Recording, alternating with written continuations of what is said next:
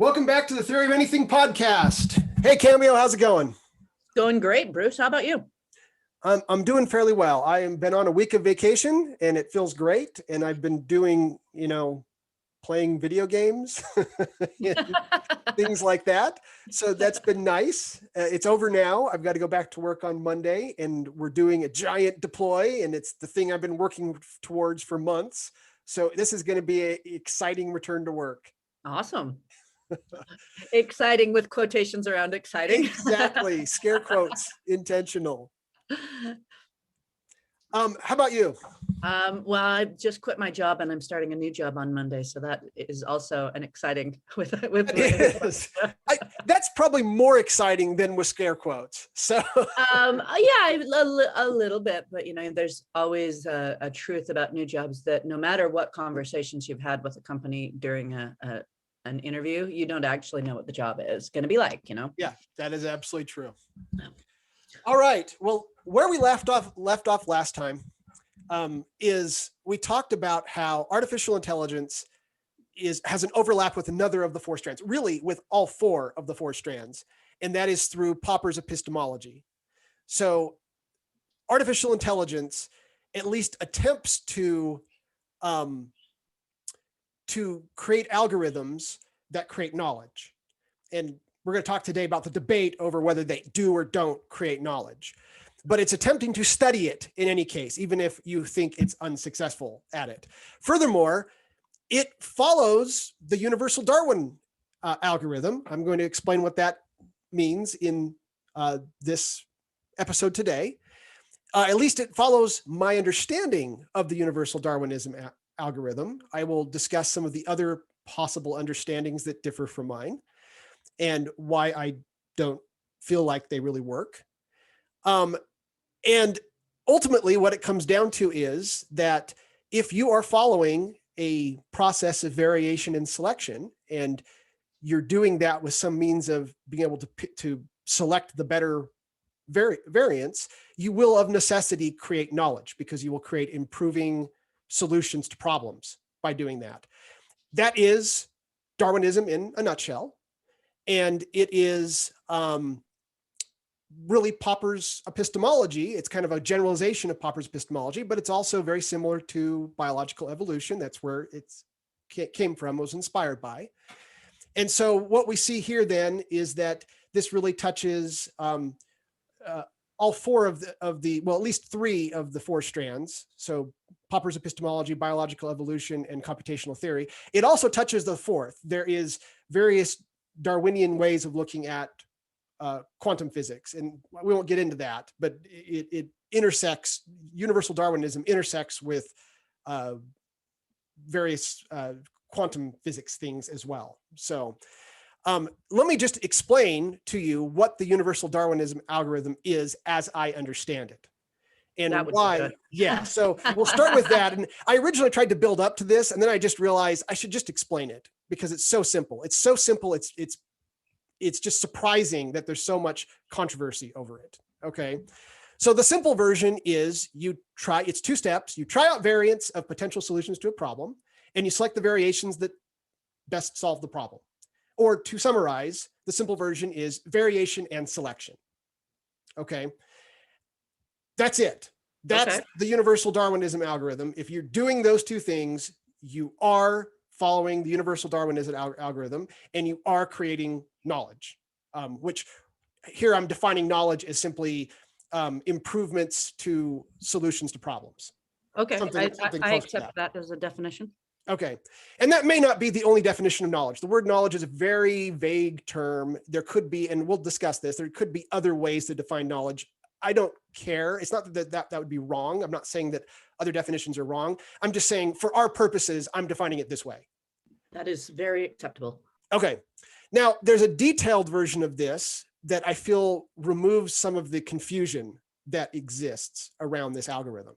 So here's the detailed version. I put it into 5 steps instead of 2. 1, you start with a problem. 2, you conjecture solutions to a problem. That's the creation of the variance. 3, you measure how good that proposed solution works. And then 4, you retain the better solutions. And then finally five is kind of usually just implied.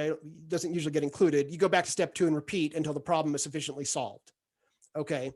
So if you look carefully, the first 2 of the detailed version are exactly the same as the first 1 of the simple version, and the 3rd and 4th of the detailed version are exactly the same as number 2 of the simple version. So I'm arguing the simple version and the detailed version are identical. That when I'm talking about the simple version, I really mean exactly what's in the detailed version. And nothing Yeah, else. I agree with that. I agree with that. Also, it should be noted that one of the reasons why is when you break it out into larger steps like this, sometimes it commingles things. So for example, in biological evolution, measuring how good the proposed solution is precisely the same as retaining the better solution. It's just whichever organisms actually survive, that is the measure of which ones were better at replicating their genes, right? And so I break it out into the more detailed version. You'll see why in the future here. It's so that certain misconceptions go away. But it should be noted that a lot of times these aren't really separate steps. A lot of times it just comes down to variation in selection. Sure, sure. Okay.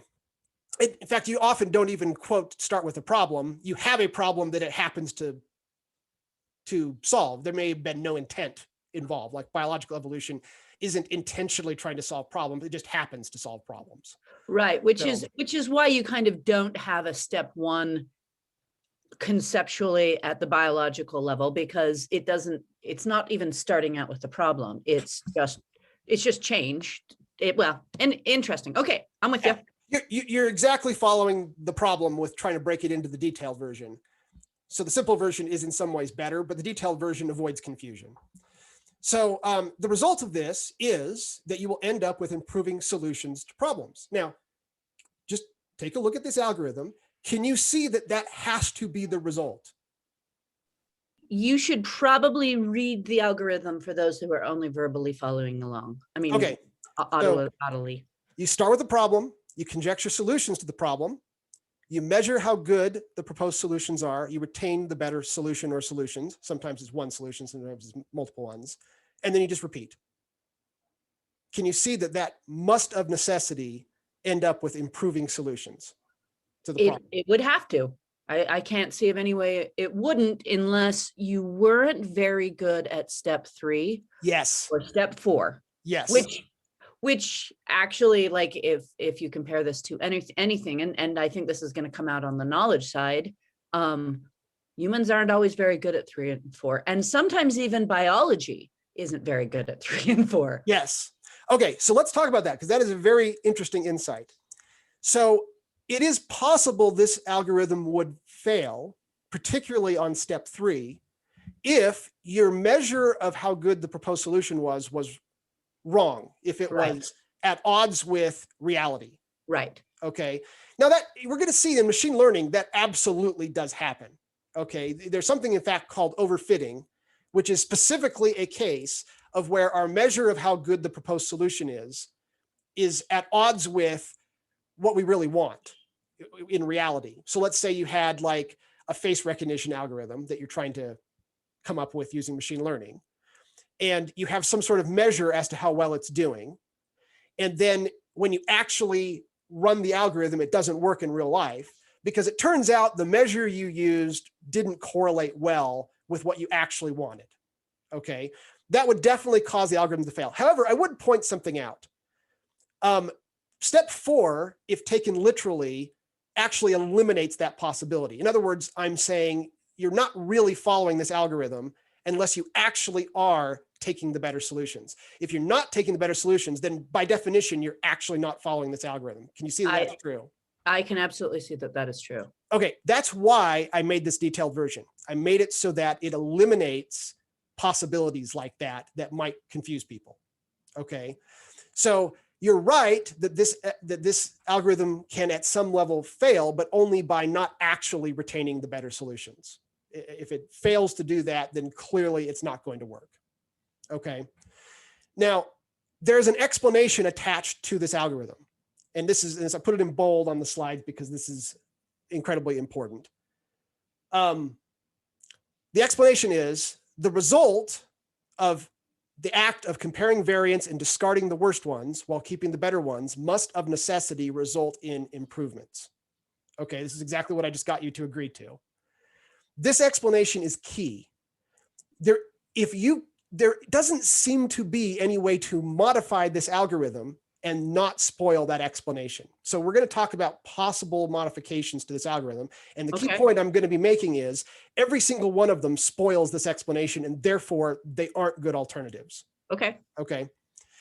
The other thing is, and I already said this, I'm defining knowledge creation for our purposes and only for our purposes today as including something like finding improving solutions to a problem. Okay. I don't know for sure if that is exactly how you define knowledge or not, or if it has only one definition or multiple definitions. I don't care. Popper is very big on the idea that we don't try to define our terms too carefully. He feels that that actually leads to a lack of ability to create knowledge. I can agree with that too. And so he felt that we should never take our definitions too seriously. You need to put something out there so people know what you're talking about. But I'm not trying to make a complex technical definition of knowledge or knowledge creation. I'm kind of going with a fairly intuitive understanding of that. I'm really only asserting that this algorithm is at least one way to create knowledge. It might be the only way, and we're going to consider that. But we're not insisting on that, though. We're going to say it's at least a way that knowledge, as I'm defining it, is created. All right. Furthermore, I'm going to make an assertion. This one's where some people might challenge me. I assert that what Campbell and Popper use the term knowledge or knowledge creation, that this is what they mean. And I don't think they mean anything else but this. And so what I'm really going to be claiming is that this is the Campbell/Popper universal Darwin algorithm, and that they didn't have something else in mind. And this is where I get a lot of arguments. So, but this is my assertion, and I'm going to try to show why I believe that to be the case. Okay. All right, so let's talk about criticisms of my proposed summary. There are two types of criticisms that I receive over this. One is, you misread Campbell, he meant something else. And the other is, Campbell and Popper are wrong, knowledge creation is defined in some other way. Okay. Now, let me just say that the first of these criticisms isn't really a very meaningful criticism. And let me explain why. Okay. In a lot of ways, it doesn't matter if I misread Campbell or not. Let's just say maybe I did. Okay. I read Campbell. I thought he was talking about the algorithm that I just showed you. And I got the idea from reading Campbell, and I'm not taking credit for it. Okay. Now I've had people tell me, no, you're misreading Campbell. Campbell actually meant something else. Okay, great.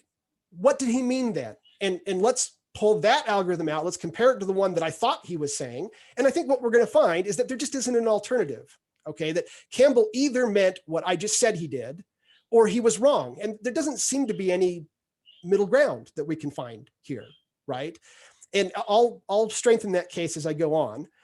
But so in a lot of ways, I'm more interested in what's the truth. What is actually the universal Darwin algorithm? What is the minimum case for what is evolution and knowledge creation through evolution? And if Campbell meant something else, then that's fine. His version must be compared to mine, and we have to determine which of the two is the correct one. There's no authorities here. It doesn't matter if I created this myself or Campbell created this and I got it from Campbell. That's what I think happened. But maybe I created it. Maybe it's my algorithm. That's fine. It still has to be considered on its own merits. Agreed. Okay. The other one is harder because it gets into the question of maybe you're using different words. The word knowledge can mean different things, but let's talk about each of these. So the biggest problem that we probably bump into, the biggest critic of this, possible critic of this, is actually David Deutsch himself. In The Beginning of Infinity, he says that evolutionary algorithms certainly constitute evolution in the sense of alternating variation and selection. But is it evolution in the more important sense of creation of knowledge by variation and selection? This will be achieved one day, but I doubt that it has been yet. Okay, so interesting. That seems like a really clear statement that the universal Darwin algorithm, It's so simple. So many things count as universal Darwinism and count as knowledge creation under the algorithm I just gave, that this seems like it's just clearly at odds. What Deutsch is saying is clearly at odds with what I'm saying. Okay. However, I've gone out and I've asked other people who are fans of David Deutsch and that are Popperians about this. And what I found is that a lot of people think that the plain, more obvious reading of David Deutsch isn't really what he intended. And so, and there's even some evidence they might be right. So like on page 78 of Beginning of Infinity, he defines knowledge. And he specifically says it's information that once physically embodied tends to cause itself to remain so. Now, I'm unclear from that definition if it's the same as what I'm proposing or if it's different from what I'm proposing. And as such, I don't know if he's actually talking about knowledge in the same sense that I'm talking about it or not.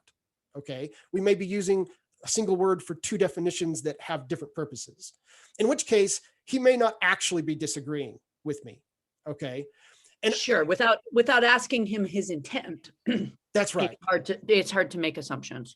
So now, David Deutsch is working on a theory called constructor theory, and part of what he's working on is a theory of knowledge under his theory of constructor theory. It's not done at this point. I can't really go look at his theory and assess it and determine, oh, he's talking about something different than me, or he's talking about the same as me and I'm wrong, or he's talking about something the same as me and he's wrong. There's just nothing for me to assess at this point. So we may have to like wait for him to actually come out with his full theory of knowledge before we can really determine for sure what he meant. Okay. However, let me just say that it is very common to read David Deutsch in what seems like the straightforward way, which is that he's saying no existing algorithm creates knowledge today, and we have yet to discover how to do this. And I have seen numerous people quote David Deutsch, claim that it's true because, based on his arguments that he makes in the book to that effect, and claim, oh, when you run a evolutionary algorithm, no knowledge is created. Actually, it all came from the programmer, and the algorithm played no role in any of the knowledge creation. And then they point to David Deutsch's argument here. So at a minimum, even if this wasn't what David Deutsch intended, it escaped into the wild as its own little theory. And therefore, I'm going to have to address it at this point. Does that make sense? Yeah, that of course you have to address it because it's become popular knowledge. Yeah. For the sake of not offending anybody, I'm going to refer to this as the pseudo-Deutsch theory of knowledge, meaning I don't really claim for sure that this is what David Deutsch was trying to say. And I'm not, okay, we're going to address it as a theory, and we're going to show that it's a bad theory. But I'm not really claiming the theory came from David Deutsch, except maybe by accident. Okay. Only that it's an extrapolation of people's assumptions about what he said. That's correct. Okay, now, David Deutsch goes on to say, the reason I doubt evolutionary algorithms create knowledge is that there is a much more obvious explanation for their abilities, namely the creativity of a programmer. So in context, what he's talking about is using an evolutionary algorithm to create a walking robot, okay? And he points out that as the programmer is creating this walking robot and using the evolutionary algorithm, that they may come up with some sort of language that shows how to move stuff, how to move the limbs or something like that, or has knowledge of the laws of geometry. So he goes on to say, even if you yourself are the programmer, you are in no position to judge whether your algorithm created knowledge. For one thing, some of the knowledge that was packed into the hypothetical robot controlling language will have reach because it encoded general truths about the laws of geometry, mechanics, and so on. Okay, so this is, in a nutshell, his argument for why he has doubts about any existing evolutionary algorithm creating knowledge. So this is the first big criticism I'm going to address. Now let's talk about the second criticism, because this one causes a lot of problems too. So Dawkins in particular, but Dawkins, Dennett, and Blackmore have, and people before them too, have defined the evolutionary algorithm as having 3 steps. So I'm taking this from John Campbell, not to be confused with Donald Campbell. Donald Campbell's the one we've really been talking about. This is a different Campbell. Good.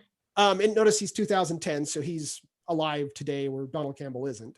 Sure. So he summarizes the Dock and Dennett Blackmore view as replication of system, inheritance of some characteristics that have random variation among the offspring, and then differential survival of the offspring according to which variable characteristics they possess.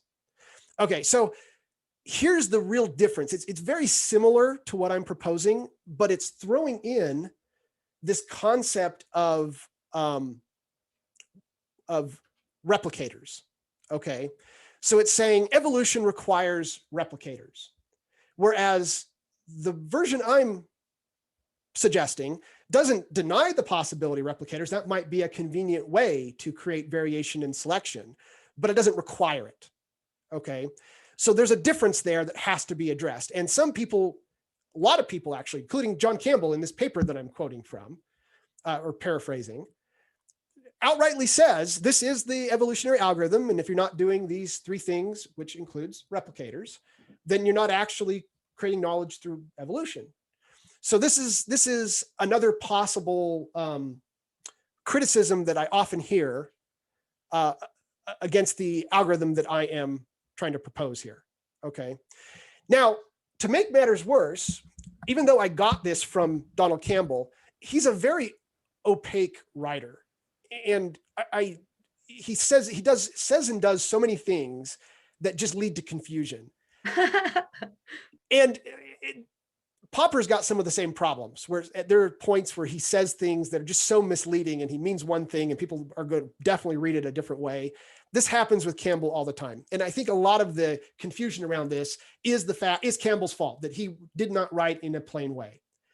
So for example, here's a quote from Campbell. 3 conditions are necessary. Are necessary for his proposed evolutionary algorithm. A mechanism for introducing variation, a consistent selection process, and a mechanism for preserving and reproducing the selected variants. So we have 3 steps in the algorithm. Try out variants of variations, potential solutions to a problem, exactly like I said. Selection of the variants that solve the problem. And then he throws on there, reproduce the selected variants. Okay, so he's trying to include replicators, at least in this quote, he is. Okay. Do you see that? So, but then there's the question, why do you need that 3rd step? Yeah, what possible benefit does that, you're just saying you're going to, once something is successful, you're going to do it again? Yeah, I think what he means is that 2 and 3 are really the same thing, right? I think that he's trying to lay it out the way people would have thought of it at the time. Interesting. Okay. But I think that he then goes on and he actually summarizes these 3 steps as blind variation and selective retention, which is 2 steps, and really only the first 2 steps. So he basically, what happens is he never clearly says that 3rd step is unnecessary, which would have been really helpful if he had said that, but he ignores it for the rest of his paper and pretends like it doesn't exist. So either he didn't anticipate, he must not have anticipated the trouble with it. No, I don't think so. Now, one might argue here, I'm overreading him. I'm going to now prove that's impossible. Okay, here is one of Donald Campbell's examples. This is the simplest example that he offers. So you got a paramecium and it's blocked. So the paramecium, this is an example right from his paper. It does have the ability to detect if it's able to move or not. So it attempts to move in one direction and it finds it can't move. So it tries moving in a different direction and it finds it can't move. So it tries moving in a different direction, still can't move. Finally, it finds a direction it can move in and it then retains that direction because that's the one it's able to move by using until it gets blocked again. And then the algorithm will repeat. Okay. Which step is this? Is that step 2, select the best variant, or is it 3, reproduce the selected variants? Uh-huh. Okay, they're a single step, right? Sure. Select the best variant implies reproducing the selected variant, okay? If that's what you understand, then my algorithm actually includes replicators. It means that whatever the successful variant is, that's the one you're going with. But that isn't what people think replicators means. That's why I think this has become confusing, okay? It's a lot easier. By the way, Campbell states this as a fundamental tendency for the successful to replace the unsuccessful. That's a much more clear statement. Okay? Interesting. Yeah. So I am going to propose that we just drop the third and that we just go with 2. Okay, and just basically variation and selection. Okay, because I don't see how the third one is anything but a form of the second one. All right, so now with this paramecium example in mind, let's go back to the quote from David Deutsch. He said, evolutionary algorithms certainly constitute evolution in the sense of alternating variation and selection. But is it variation in the more important sense of creation of knowledge by variation and selection? This will be achieved one day, but I doubt that it has been yet. That clearly must be at odds with the paramecium example that Campbell uses, okay? Because the paramecium example would be trivial to go program. And so if the paramecium example is an example of evolutionary knowledge creation, then we have absolutely already attained the ability to write algorithms that create knowledge, evolutionary algorithms that create knowledge. That just must be the case. Can you see that that must be the case? Absolutely. There's just no question in my mind. Yeah. So what we have here, and now keep in mind that Popper endorsed Campbell's theory, and it was specifically, it wasn't just Campbell's theory in general that Popper endorsed, it was that particular article that I'm taking this from that Popper endorsed. Right. So what we have here is, so obviously if an algorithm is as simple as the paramecium algorithm creates knowledge, then knowledge creation is ubiquitous, and we have achieved knowledge creation algorithms before we even invented digital computers. They were all around us, and we were doing them all the time before we even came up with digital computers, okay? So what we have here then is a contest between 2 points of view. So we have, on the one hand, we have Popper and Campbell's view, okay? And on the other hand, we have this pseudo-Deutsch view. So the pseudo-Deutsch view could be, to kind of make this more clear what the 2 competing theories are, the pseudo-Deutsch view is knowledge creation is rare. Only biological evolution and human minds have currently achieved it. We don't currently know how to create knowledge creating algorithms. Okay, so that would be one possible view. That's the pseudo-Deutsch view. And then for comparison, we have the view that Campbell and Popper must be expressing, which is knowledge creation is something common and ubiquitous. Any process that follows Popper's epistemology of variation, where you can differentiate between the better and worse variations over time, and you select the better variations, is included in what we call knowledge creation. Nature consists of a vast, ubiquitous, overlapping hierarchy of evolutionary algorithms that are constantly creating knowledge. Computer algorithms that create knowledge are common and well known. In fact, knowledge creating algorithms existed before the invention of the digital computer. Okay, so we've got 2 views, one seemingly coming from David Deutsch and one seemingly coming from Popper and Campbell. And they absolutely must be seen now as at odds with each other. They're mutually exclusive. There is no way to resolve the conflict. Okay. So this is now my summary of, to make it a little easier. So I'm summarizing Campbell's and Popper's view as all variation and selection processes must result in improvements. And so by definition are creating knowledge. That's the way I've summarized it to make it really simple. Okay. Okay, so now let's consider this. Is this 2 equally good theories? I'm going to show that they are not, that really only one of these is a good theory. Okay, so keep in mind that Deutsch, this, I won't reread the whole quote, but Deutsch made that argument about how the programmer may be injecting the knowledge into the evolutionary algorithm that makes the robot move. Okay, and then he argues that there's so much knowledge coming from the human that that may be where all the knowledge is coming from, and the algorithm may not actually be producing any knowledge at all. Okay. Now, I do want to somewhat align myself with this argument from David Deutsch. And we talked about this in the last podcast. There is so much knowledge that comes from the human in artificial intelligence today. Like it's overwhelmingly coming from the human today. Yeah, like kind of to an appalling level that we would call it artificial. Yes, right. And that's one of the reasons why it's so dang narrow, right?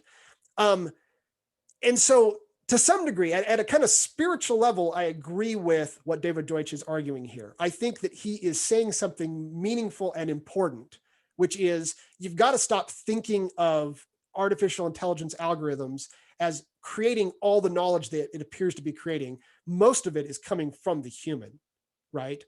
However, he goes too far. He says all of it's coming from the human, okay? One thing that needs to be immediately noticed is that this argument is inductive.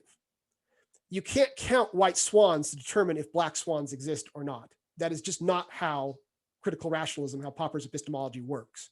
So the fact that there is lots of knowledge coming from the human in no way informs us whether the algorithm is creating knowledge or not. I agree.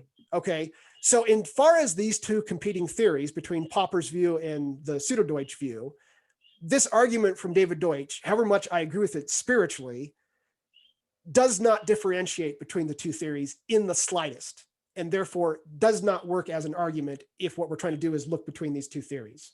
Okay, so that's the first thing I need to get out of the way.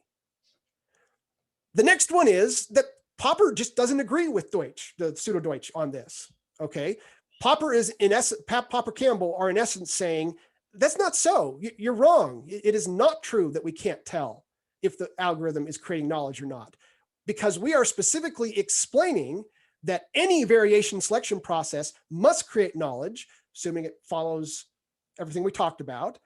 And we're explaining why that must be the case. Your theory's not an explanation at all, and ours is. So what happens here is, notice that that's just true. The Campbell and Popper view that I'm putting up on the screen here, it's an explanation. The pseudo-Deutsch view is not an explanation. It simply is a statement, but doesn't explain anything. Well, and as we talked about it in some of our very earliest episodes, that's not an unusual thing for a not explanation to be, for people to rally behind it because they like the confidence in which it's stated. Yes. And adopt it, even though it explains absolutely nothing. That's right. So we have the ability, using Popper's epistemology, to eliminate the pseudo-Deutsch view, at least in its current form. Now, if Deutsch comes out later with a good hard-to-vary explanation of what knowledge is that is at odds with the Campbell-Popper view, it will then be a serious competitor. But as of today, based on what little we know, it's not a competitor. It's not an explanation. It is eliminated. And we are left with a single view, which is all variation selection processes must result in improvements, and so by definition are creating knowledge. This is how I am dispensing with that criticism, is I'm pointing out it's not an explanation at all, so it doesn't count, and we can eliminate it just using critical rationalism. I can get behind that until Deutsch shows up and he can contest us. Yes, and that may happen, right? I mean, you always have to be open to the, and he's a smart guy, right? He may have something in mind that Popper and Campbell didn't know about, that this is a very realistic possibility even, right? But we can't consider a theory that doesn't exist yet. I agree. Let's not consider it and move on. Okay. So getting back to Campbell's description of universal Darwinism, where we left off then was that step 3 can be eliminated. So we're left with try out variations, select the variants that best solve the problem. Notice that that is the universal Darwinism algorithm that I proposed right at the beginning. And this is how I came up with it. I got it directly from this quote based on the reasoning I just gave you, that the third step was unnecessary. Okay. So now we have to talk about if I'm misreading Campbell or not. So my summary is try out variations and select the variations that best solve the problem. So my summary is of the universal Darwinism algorithm is variation and selection. Campbell very specifically states this as blind variation, selective retention. Interesting. Okay, why does he do that? Now, well, the emphasis on the word blind is really interesting. It is, and I'm gonna talk about that next. Okay. This is where I really feel like Campbell did himself a disservice by choosing to use extra words to say, I think he meant variation and selection. I think that he didn't mean some subset of variation and selection. I think he was actually trying to explain something else. But everybody who reads Campbell, but me apparently, a lot of people that read Campbell read him as saying, well, the variations have to be blind. So there's certain kinds of variations that don't count because they're, quote, cited. That term never comes from Campbell. He never talks about cited variations, but other people reading Campbell do. And so now we have to deal with, have I misread Campbell? So let's talk about blindness. So Campbell summarized this as blind variation and selective retention. But what is blindness? Now, the most common reading of blindness is clearly wrong because Campbell makes it clear that this is a wrong reading. Most people read blindness as being the same as randomness. So like I was talking with my friend Dan Elton, and I was showing him this presentation, and he says, when Campbell says blind variation, I'm sure he means random variation because everyone knows that evolution is based on random variation. Okay, remember that when I showed the Dawkins version, it included the idea of random variation. Right. So I think that blindness just means randomness, but Campbell very specifically says that that's not the case. Okay. In fact, I believe that what he's trying to say with the word blindness is he's trying to explain he doesn't mean randomness. So instead of just saying variation, which would have been the correct thing to say, he says, I gotta make it clear that the word variation doesn't mean random variation because everybody thinks that the word variation means random variation. So I'm gonna put this clarifying term blind in front of it to make it clear that I mean something different than random variation. And what he has in mind, I believe, is something that's a superset of randomness. So randomness is a kind of blindness, but it's not the only kind of blindness. So for example, let's say that you do a full sweep. The paramecium example is an example of a full sweep where you simply try every single possible variation, but not randomly. That would still be considered a blind variation, but it's clearly not a random variation. So blind variation would be either randomness or really any non-random approach that's just trying variations, okay? And I think that's all he meant. I don't think he meant more than this. I think he was trying to simply make it clear that his algorithm is a generalization of the way people normally think of the evolutionary algorithm, and that he's including full sweeps or other types of trying out variations that aren't random. Because so long as they are trying variations, then they count as blind, is basically what I think he was trying to get at. Okay. So just to kind of drive this home, what exactly is a non-blind variant? I really don't know. Okay, like when people talk about cited variants, they're acting like they know what they're talking about, and I never am clear what they're talking about. Okay, so it seems to me that the very concept of variation is blind. That if you have to try out different solutions to a problem, it's because you don't know how to compute the solution directly. Therefore, it's blind, right? So I think variation and blind variation is the same thing. Okay, but clearly other people think otherwise. So the question is, what is a non-blind variant? If I'm wrong, then there should be something called a cited variant, and we should be able to understand an explanation of what that is, and we should be able to take a look at how that changes the algorithm, okay? Okay, to make matters worse, Campbell goes out of his way to kind of clarify that blindness can happen anywhere in the hierarchy of evolution. He's the one who introduced the idea of a hierarchy of evolution. And so he says, look, I get it that what I'm calling blind variation may seem cited, right? And he uses the example of eyesight to explain this. Okay, so if there was ever something that was cited, it would be eyesight, right? And he says, okay, so eyesight counts as what I mean by blind variation because each individual receptor is itself just pointing in a direction, and then it takes information in. And it's utilizing, knowledge that was evolved by some other process that was using blind variation. So basically what he means by blind variation can mean almost anything, so long as somewhere in the hierarchy there is some sort of blindness going on. And that's the way he explains it. And he never uses the term sighted variation, but this is his explanation for blindness. Okay. And it really leads to a lot of confusion. We're going to see. I'll give you examples of this. He also says selective retention. Now, what does that mean? Is that a fancy way of saying use the best variant you find? Okay, if so, then we can just say selection instead of selective retention. Okay, now let's test this a little bit.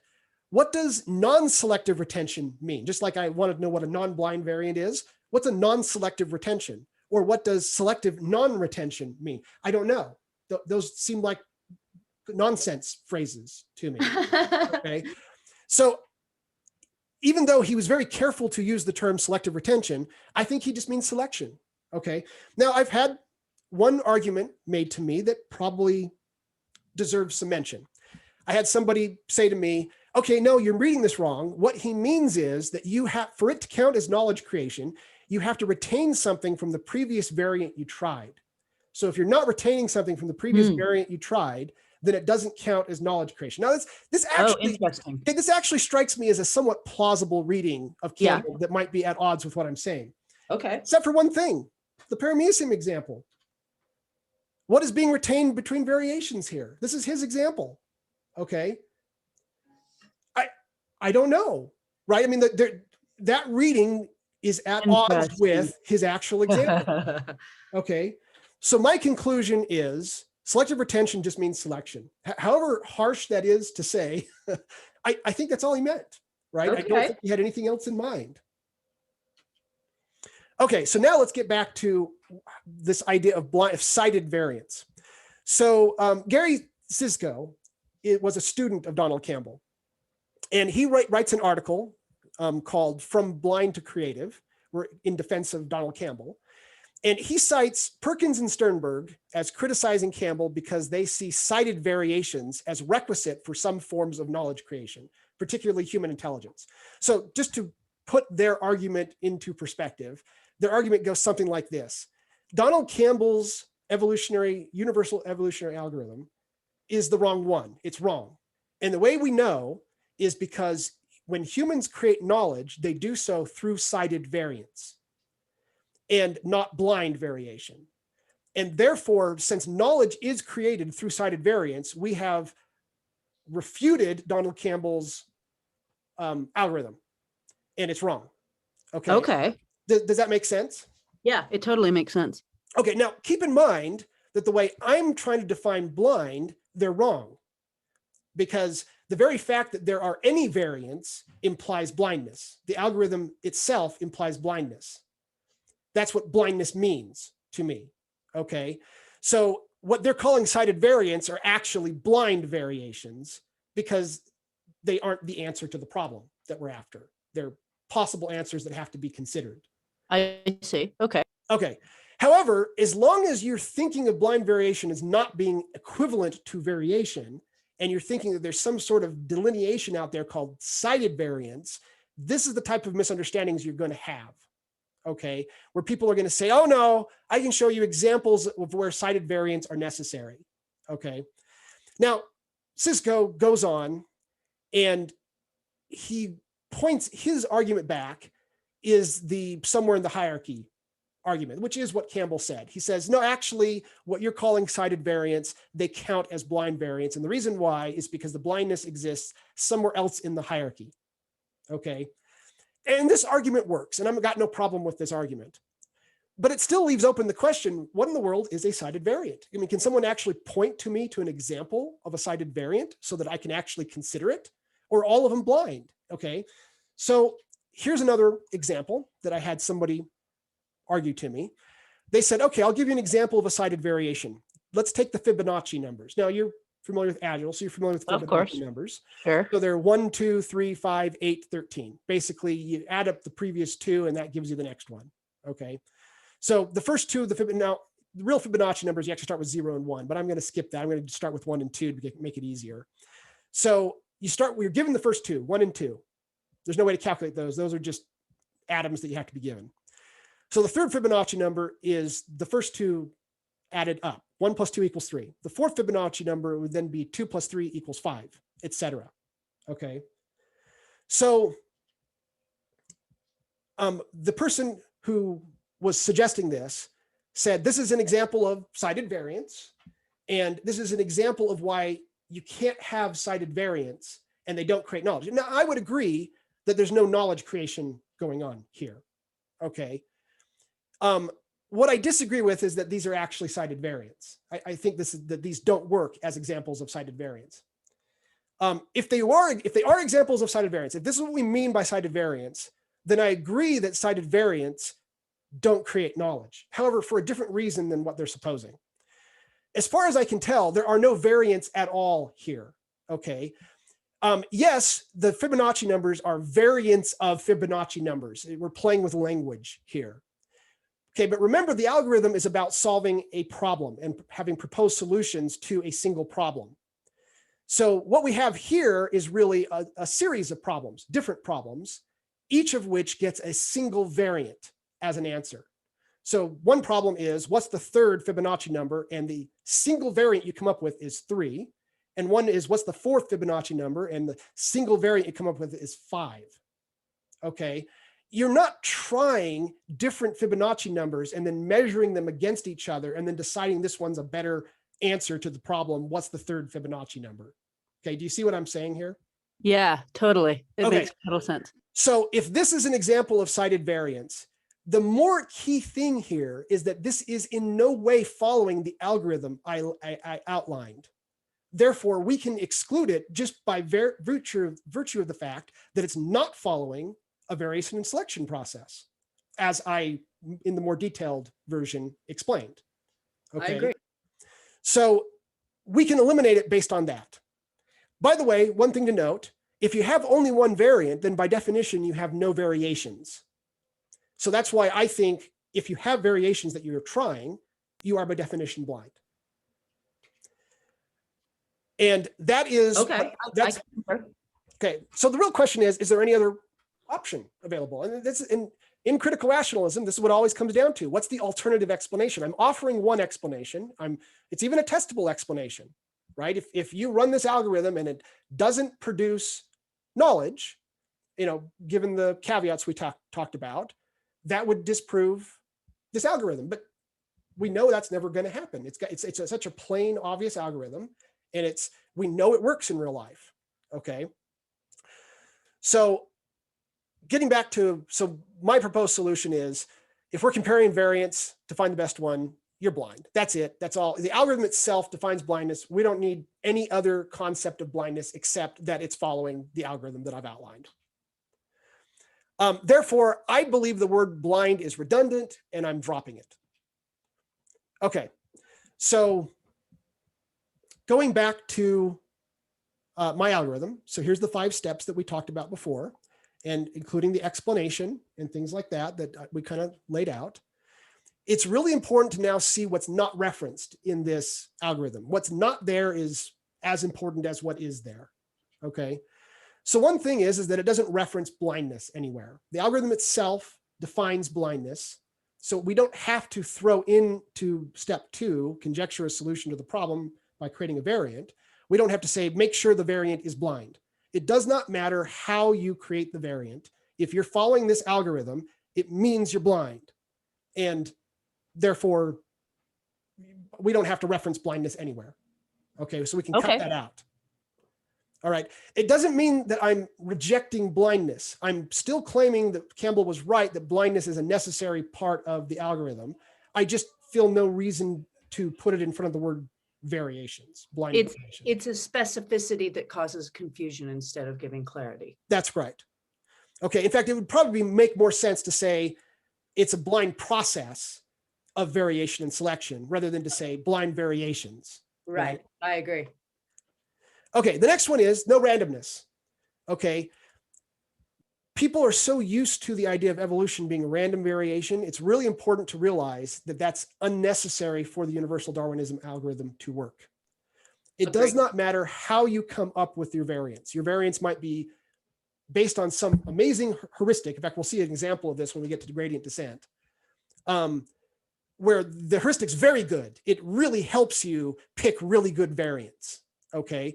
But the very fact that you are picking variants and that you're having to compare them that works. It doesn't have to be random. Okay. Although randomness is fine. If you want to include randomness, if that's how you come up with your variance, that's fine. Okay. Nothing about replicators is mentioned in this algorithm. We've dropped out replicators, and it's no longer, it still might be a good way to make this a specific algorithm, might be to use replicators to come up with variations, but there's no reason why you have to use it. The only exception to this would be if you're understanding replicator as meaning that you retained that solution. But that's like such a vague, I mean, like the word replicator just doesn't express that idea well. So I think it's better to just say replicators are not necessary and to move on. They're optional, but they're not necessary. And then finally, and this one's interesting, I don't anywhere use the word refutation. Now, people are used to the idea that Popper's epistemology can be summarized as conjecture and refutation. I don't actually think that's the best way. Now that we're generalizing this to something outside of science, I don't think referring to refutation makes a lot of sense. Now, you're free to think of it that way if you want. We're going to be doing a comparison of variants. We're going to be keeping the better variants. That means we're discarding the ones that weren't as good. If you want to call that refutation, that's fine. I'm not going to object. If you want to call keeping the variants as confirmation, that's usually anathema to Popper's epistemology. That's fine too. I don't care what you call it. It seems unnecessary to force the word refutation in here. That made more sense when we were dealing with science and scientific explanations. This is a more general algorithm that includes Popper's epistemology for science, but isn't limited to Popper's epistemology for science. It can do other things as well, like the Hermesium example. Okay. Okay. All right. So now let's get back to the question, have I misread Campbell? I'm trying to say the summary of his algorithm is variation and selection. He's trying to say it's blind variation and selective retention. Here are the key insights I want you to understand at this point. All evolutionary processes that use variations to find solutions clearly don't know how to directly calculate the solution and thus are tautologically blind. Therefore, we can drop the word blind from the summary. There doesn't seem to be such a thing as cited variations. However, if there were such a thing, in fact, let me go back one slide. Let's say that we believed that there was something called a cited variant. Okay, so let's say that you said, you know what, this algorithm doesn't work. You need to throw on there, you need to say conjecture a solution to a problem by creating variants that are blind. Let's say you really insist that the algorithm doesn't work unless you throw that on there, because cited variants you think don't create knowledge. Okay, notice that ruins the explanation. Okay, the explanation is that if you're comparing variants and discarding the worst ones, you're getting improvements, and that's what knowledge creation is. If you can take cited variants, and if you can compare them at step 2, and that will also lead to knowledge creation. Okay, if you're trying to stick the idea that it can't be cited variants into there, you've ruined the explanation. You now need to have this extra thing you need to explain, which is why is it that cited variations, even though they follow exactly the same process of comparing variations and picking the better ones, why does that not create knowledge? You can see it would still create improvements. Why are we suddenly slapping this label on, oh, that's not knowledge, that's something else, right? So there doesn't seem to be a way to modify this algorithm, right? You can claim you do, but you can't do it without ruining the explanation. You can't do it without ruining the algorithm as an explanation or making it untestable in some way. And that's why I reject the idea that you can make that sort of change to this algorithm. Interesting. Okay. Okay. So there doesn't seem to be such a thing as a cited variation, but even if there was, even if someone could show me what a cited variation was, there's no way it's following this algorithm, because by definition, this algorithm is blind. That's how we're defining blindness, right? So the example, the Fibonacci numbers, they aren't following this algorithm. You could try to force it in. You could say, well, we're starting with a problem. Give me what the third, Fibonacci number is. And then I'm going to conjecture a solution by calculating it, adding 1 and 2 together and getting 3. Okay. But then you never actually measure how good the proposed solution is. You don't retain it against other solutions. You're not really following this algorithm with the Fibonacci numbers. Absolutely. Okay. And then finally, okay, so therefore, for the purposes of the algorithm, blind variation is identical to variation. And the paramecium example shows us that selective retention is just another way of saying selection. Therefore, I'm proposing the universal Darwin algorithm is variation and selection, and that is it. No random, no blind, no selective retention. If you're doing variation and selection, and that's how you are making improvements, you're following the universal Darwin algorithm, period, end of story. I concur. Okay, and that is my argument for today. We can end there, actually. And next time we will pick up with, there's still a lot to go over. But next week, what we'll do is we will talk about a conjecture that Campbell makes that basically, I mentioned that I'm claiming that this is a way to create knowledge, not necessarily the only way to create knowledge. There's a wide belief that evolution is the only way to create knowledge. And Campbell, I believe, expresses that idea in his paper and basically makes the claim, if there is knowledge creation, I'm telling you, there's going to be blind variation, what he calls blind variation, which is really just variation and selection, somewhere in there. And he makes this bold, what I saw as a bold prediction. And we're going to test that prediction the next time we meet. Well, thanks for joining us, Cameo. This was a fascinating conversation, and I feel like I'm ready to go have a fight with somebody about creation of knowledge. All right. Thanks, everyone.